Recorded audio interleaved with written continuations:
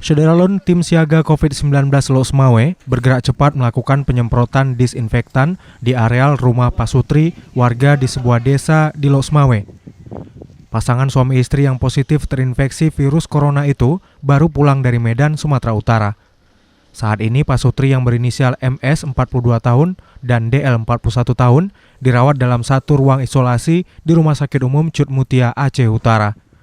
Menyikapi kondisi tersebut, Kepala BPBD Kota Losmawe memerintahkan tim siaga COVID-19 sebanyak 7 personil dan 2 dari Babinsa Pos Ramil Muara II untuk melakukan penyemprotan cairan disinfektan di rumah warga yang positif corona tersebut. Dari Losmawe, Zaki Mubarak, Serambi On TV.